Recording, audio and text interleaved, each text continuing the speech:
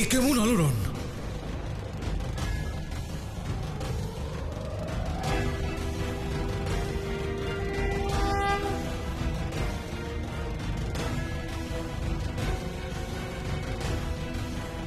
এ কিসের কম্পন? এর উৎস কোথায় প্রভু?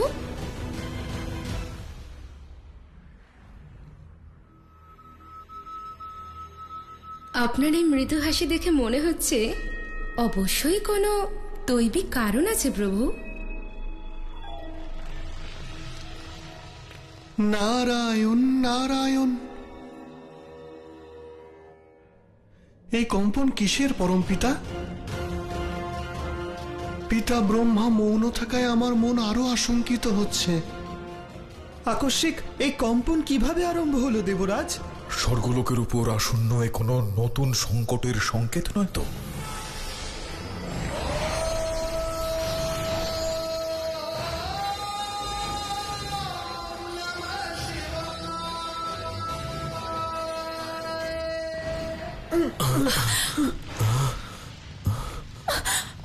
স্বামী, এই কম্পন কিসের? ভূমিকম্প হচ্ছে না তো? এমন তো মনে হচ্ছে না দেবী, অন্য কিছু হয়তো। মারুতি, মারুতি কোথায়?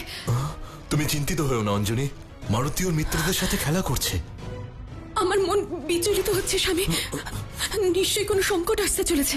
অনুগ্রহ করে আপনার মৌন ভঙ্গ করে আমার ব্যাকুল মনকে শান্ত করুন পিতা। কি কারণ এই মহাকম্পনের? মহাদেবের লীলা স্বয়ং মহাদেবই জানেন। কিন্তু পরম পিতা, মহাদেব কি এমন করছেন যে সমগ্র সৃষ্টি এরূপ কম্পিত হচ্ছে? পুনরায় এ ওনার রুদ্ররূপ ধারণ করার সংকেত নয় তো?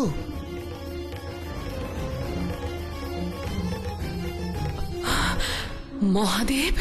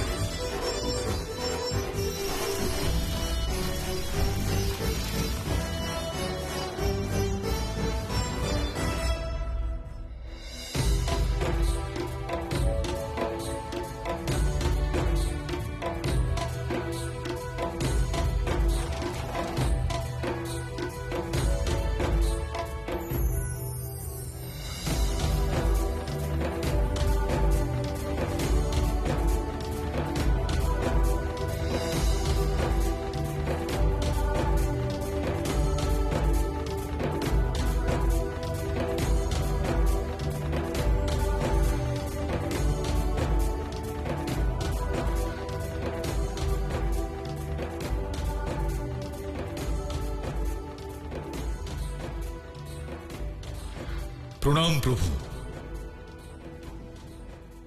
প্রভু, অনুমান হচ্ছে এই কম্পনের কেন্দ্রস্থল কৈলাস পর্বত, অর্থাৎ মহাদেব পুনরায় তার রুদ্ররূপ ধারণ করে এই সৃষ্টির বিনাশের তাণ্ডব আরম্ভ করেছেন। যদি মহাদেব সত্যিই বিনাশের জন্য তাণ্ডব করতেন, তাহলে তার পরিণাম কেবল এই কম্পন হতো না দেবরাজ, সৃষ্টির অন্তিম দৃশ্য অন্য কিছুই হতো।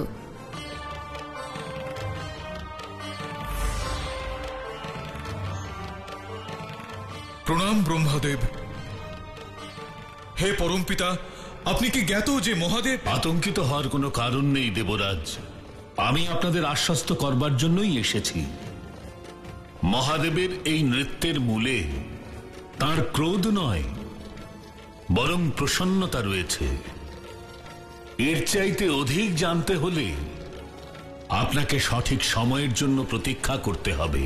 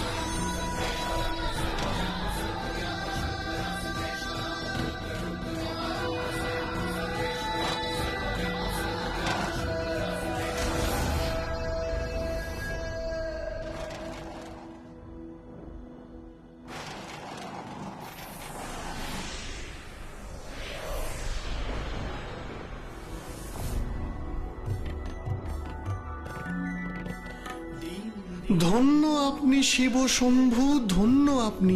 আপনার এই সকল রূপ দেখে মনের ব্যাকুলতা দূর হলেও আমার কৌতূহল এখনো মেটেনি প্রভু।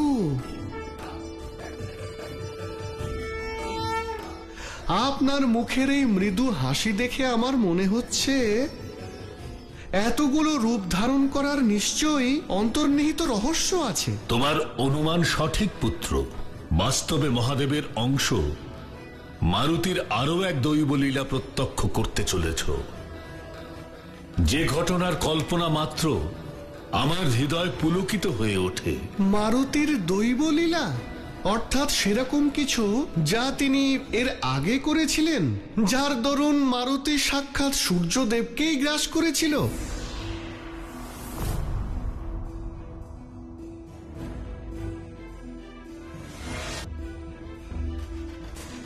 সেই কারণেই সমস্ত দেবতাদের আশীর্বাদের ফলস্বরূপ মারুতি অনেক অলৌকিক শক্তির অধিকারী হয়েছিল, আর হনুমান নামকরণ হয়েছিল। আমার বজ্রের প্রভাবে তোমার হনু অর্থাৎ স্কন্ধদেশ আঘাতপ্রাপ্ত হয়েছে, সেই হেতু আজ থেকে এই বিশ্ব সংসারে তুমি হনুমান নামে পরিচিত হবে।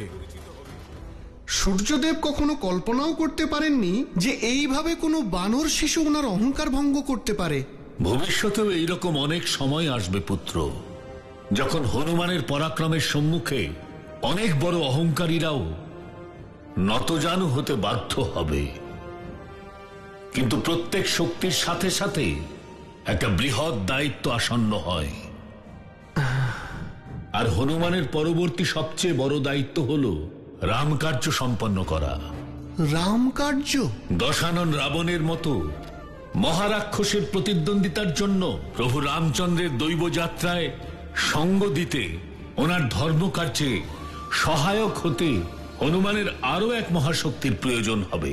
আরো এক মহাশক্তির প্রয়োজন, তাও আবার হনুমানের, যার কাছে সমস্ত দেবতার আশীর্বাদ রয়েছে। কিন্তু কি সেই শক্তি পরমপিতা? এই সেই শক্তি, মহাদেবের 10 দৈব রূপ। কিভাবে পিতা ব্রহ্মা? মহাদেবের এই 10 স্বরূপ মারুতিকে একাদশমুখী হনুমানের রূপ প্রদান করবে, যা হনুমানের সর্বাপেক্ষা বৃহৎ এবং বিশ্বরূপ হবে।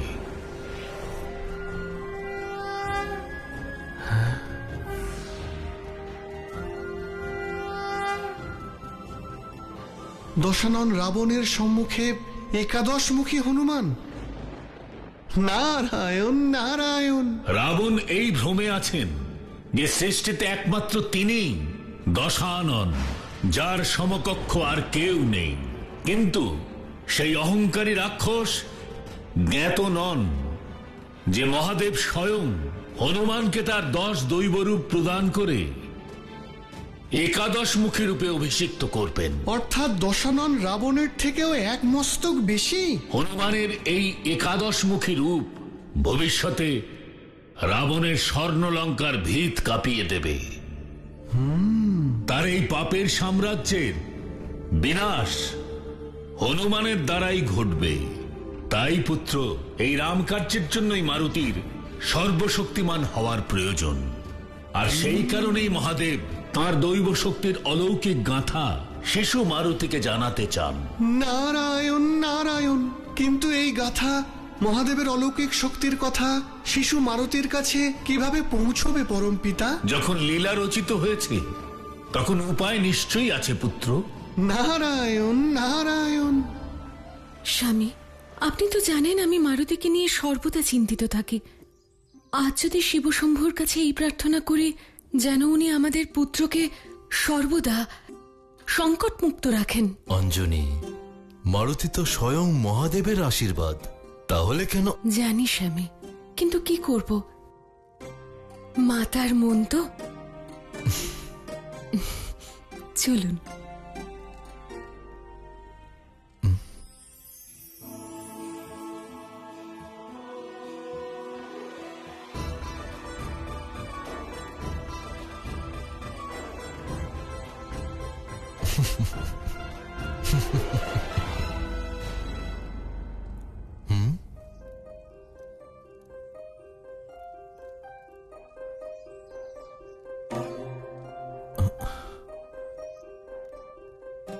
রুদ্রাক্ষ?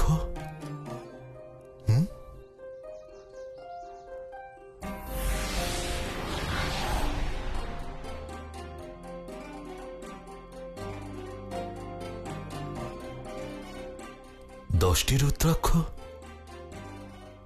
আশ্চর্য তো।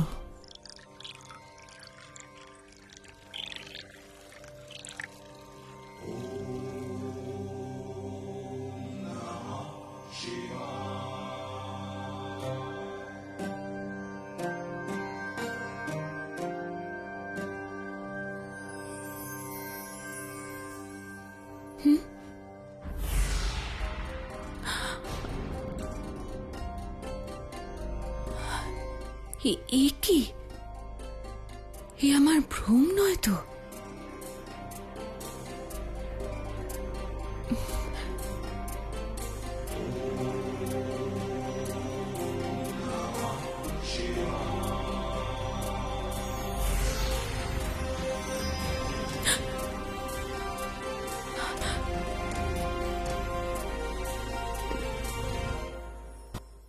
হে মহাদেব, আজ এই অলৌকিক ঘটনা ঘটছে কেন? অঞ্জলি, স্বামী, এই দেখো, এগুলি বিরল রুদ্রাক্ষ।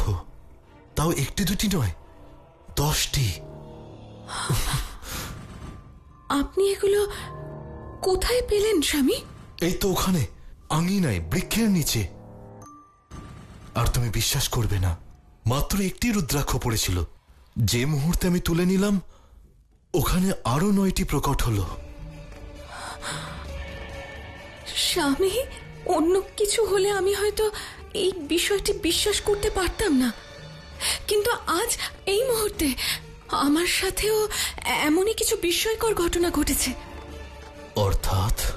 অর্থাৎ মারুতির নাম করে মহাদেবকে যাই উৎসর্গ করছি তা 10টাই রূপান্তরিত হচ্ছে। সত্যি স্বামী, সর্বপ্রথম এই ফুল, তারপর প্রদীপ। স্বামী, এই কেমন অলৌকিক ঘটনা?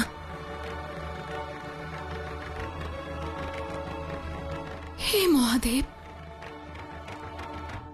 এই সব অলৌকিক ঘটনা আপনার কোনো সংকেত নয় তো? হে মহাদেব, এই অলৌকিক ঘটনা আপনার কোনো দৈব সংকেত নয় তো? মারুতি, এই মারুতির কোনো সংকটের সংকেত নয় তো?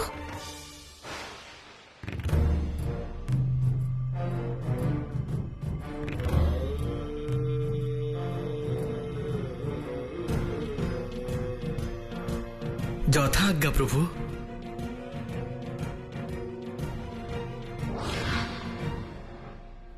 এই অলৌকিক ঘটনার রহস্য শুধু গুরুদেবই ব্যাখ্যা করতে পারবেন। স্বামী, আমার মারুতির জন্য চিন্তা হচ্ছে। তুমি ওর জন্য চিন্তা করো না অঞ্জনী। আজ পর্যন্ত স্বয়ং মহাদেবী ওকে রক্ষা করেছেন, ভবিষ্যতে উনিই করবেন। তাই তো বলছি, এসব তখনই ঘটেছে যখন মহাদেবের পূজা করছিলাম।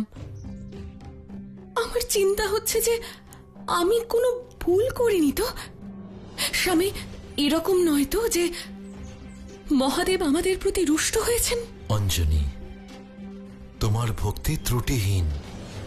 আর মহাদেব তো আশুতোষ, দয়ার সাগর। উনি অল্পে সন্তুষ্ট হয়ে যান। সেই জন্য এরূপ আশঙ্কা কল্পনাতেও এনো না তুমি।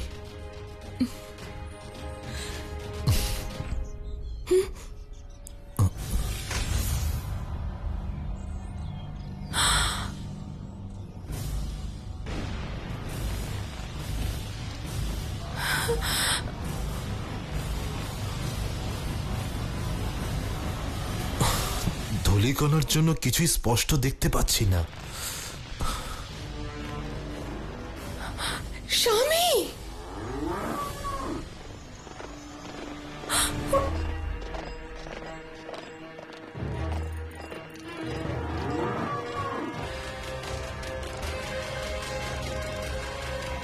হর হর মহাদেব। নারায়ণ স্বামী,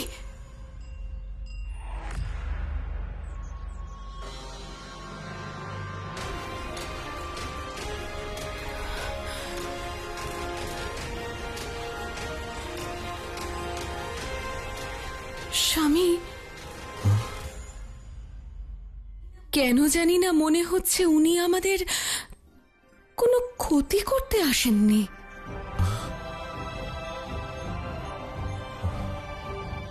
দেখুন না স্বামী, আমার মনে হয় ওনার আগমন বিনা কারণে ঘটেনি। উনি নিশ্চয়ই আমাদের কিছু বলতে চান। অদ্ভুত, তুমি তো ওর মনের কথাও বুঝতে পারলে।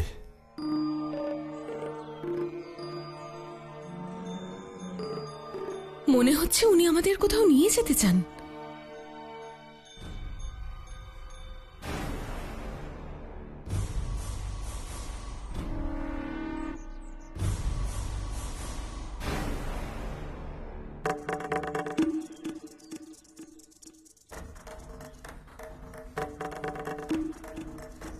ষাঁড় মহাশয়,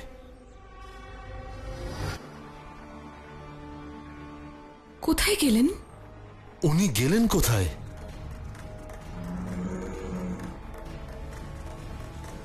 ওই তো, চলো।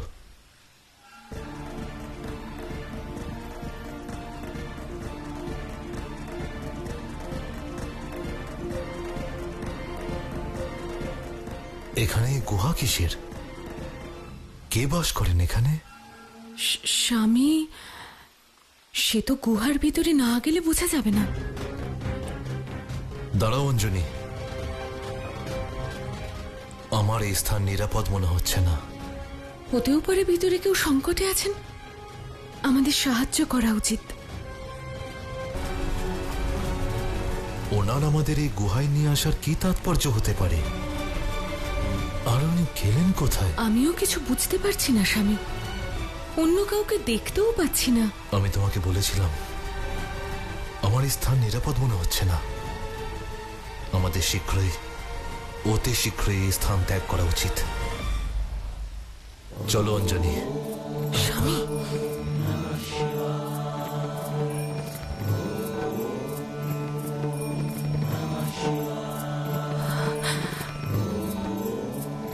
স্বামী, আপনি কোনো ধ্বনি শুনতে পাচ্ছেন?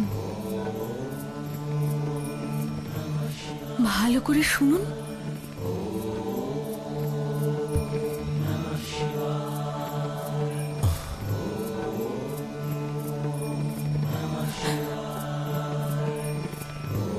ওম ধ্বনিত হচ্ছে। যেখানে পবিত্র ওম প্রতিধ্বনিত হচ্ছে, তার থেকে অধিক সুরক্ষিত স্থান আর কি হতে পারে স্বামী?